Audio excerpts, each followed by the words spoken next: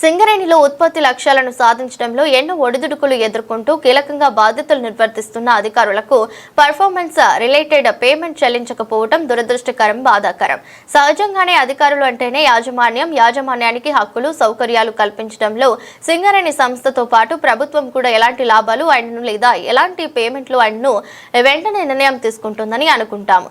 ఎందుకంటే యాజమాన్యంలో భాగస్వాములైన అధికారులు వ్యక్తిగతంగానూ, కుటుంబ పరంగానూ మరియు ఆర్థిక పరంగానూ ఆనందంగా ఉంటేనే వారి వ్యక్తిగత పని విధానం మెరుగుపరుచుకొని మనస్ఫూర్తిగా ఉత్పత్తి సాధనలో దృష్టి సారించే అవకాశం ఉంటుంది. గతంలో యజమాని అనగానే వాళ్ళ జీతభత్యాలు కావచ్చు, హక్కులు సౌకర్యాలు కావచ్చు, వెంటనే ఈ ప్రభుత్వాలు కంపెనీ ఇవాళ పేమెంట్ చేస్తుంది, చెల్లిస్తుంది అని చెప్పేసి అనుకునే వాళ్ళం. కార్మికులకే కష్టం ఉంటుంది అనుకున్నాం, అధికారులకు ఉండదు అనుకున్నాం. కానీ వాళ్ళ జీతభత్యాలలో భాగమైనటువంటి PRPని కూడా చాలా సంవత్సరాల నుంచి ఇవ్వకపోయేసరికి అధికారులలో తిరుగుబాటు వచ్చింది. తిరుగుబాటు ఈరోజు ట్రేడ్ యూనియన్ల వల్ల నల్ల బ్యాడ్జీలు పెట్టి ఈరోజు ఉద్యమానికి వచ్చారు.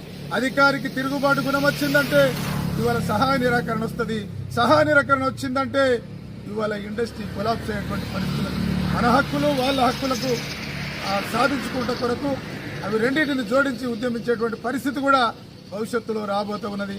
కారణాలు ఏమైనా మన హక్కులు సౌకర్యాలు కాపాడుకుందాం, సంస్థను బాగుపరుచుకుంటూ ముందుకెళ్లే లక్ష్యంతో మనందరం పనిచేస్తామనేటువంటిది, అది మన యూనియన్ నాయకులపైన ఆ బాధ్యత ఎక్కువ ఉందనేటువంటి తెలియజేస్తూ ఈ సందర్భంగా మీకు అందరికీ ధన్యవాదాలు.